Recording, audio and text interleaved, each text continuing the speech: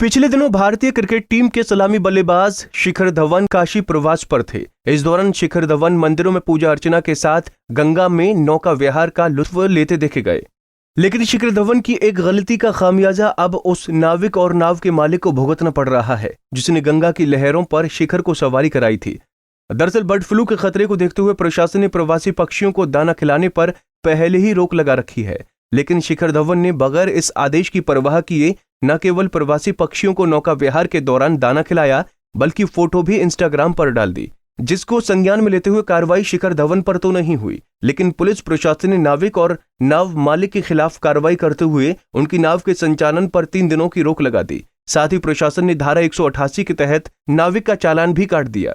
वहीं जब पंजाब केसरी संवाददाता विपिन मिश्रा ने नाविक और नाव के मालिक से बात की तो उन्होंने शिखर धवन के खिलाफ भी कार्रवाई की मांग की।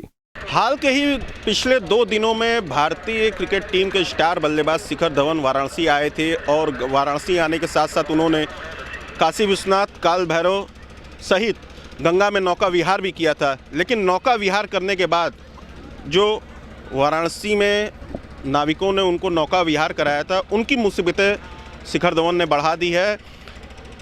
इसके पीछे वजह यह है कि गंगा में इस समय जो साइबेरियन पक्षी हैं, प्रवासी पक्षी, उनको चारा खिलाने पर रोक लगी हुई है।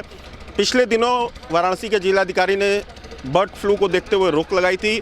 उसके बाद शिखर धवन ने गंगा में नौका विहार करते समय जो प्रवासी पक्षी हैं उनको दाना खिलाते हुए की एक फ़ोटो शेयर की थी।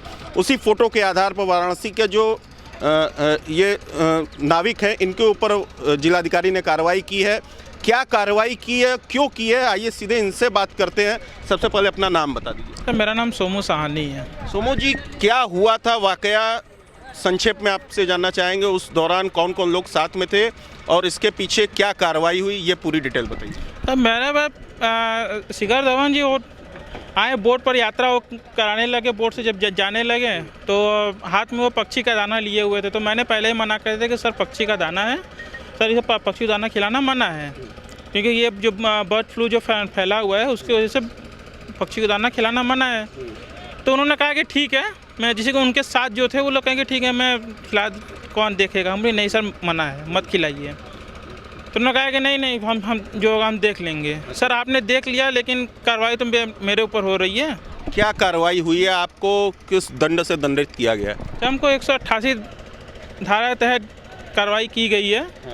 हाँ, वो लोग आए, दाना खिलाए, भोग हम लोग रहे हैं।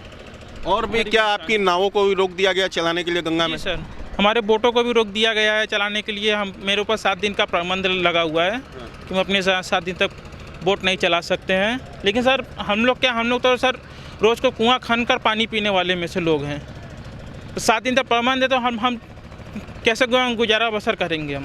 तो ये वो नाव के ड्राइवर थे जिन्होंने शिखर धवन को नौका विहार कराया था, गंगा में घुमाया था। हमारे साथ इस नाव के मालिक भी हैं, प्रदीप साहनी उर्फ सोनू जी।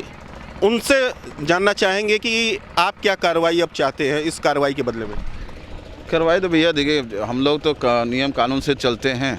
हम लोग हमेशा कोई ना कोई आता है वीआईपी, हम लोग प्रतिबंध रहे, लाइफ जैकेट वॉकेट सब कुछ हमारे बाट पर। तो कोई भी अब लेके आता है दाना तो हमें क्या मालूम कि कुटरी में ले रहा। लेकिन जितनी भी हमारे ड्राइवर हैं तुरंत नियम से तुरंत मना कर देते हैं। तो 188 में 3 दिन का नाव हमें बंद कराया गया, तो नाव बंद है। तो कानून सबके लिए एक बराबर है, जैसे हमें भी लगा है उनको से उनको भी। नाविक समाज के चलते आप क्या कार्रवाई चाहते हैं? जैसी कार्रवाई आप पे हुई है तो किस तरह की कार्रवाई आप चाहते हैं? जैसे हमें कार्रवाई हमारे 3 दिन के नाव रोजी रोटी पर बंद हुए हैं, उससे उनको भी होना चाहिए। तो ये थे उस नाव के चालक और नाव के मालिक जिन्होंने भारतीय स्टार क्रिकेट बल्लेबाज शिखर धवन को नौका विहार कराया था, जब वो पिछले 2 दिनों में पहले काशी आए थे और उन्होंने नौका विहार के साथ साथ काशी विश्वनाथ मंदिर और बाबा काल भैरव का भी दर्शन किया था। लेकिन इस कार्रवाई के बदले ये जो नाविक समाज है वो भी ये चाहता है कि जिस तरीके से उन पर कार्रवाई हो उसी तरीके से शिखर धवन पे भी कार्रवाई होना चाहिए। विपिन मिश्रा, पंजाब केसरी टीवी, वाराणसी।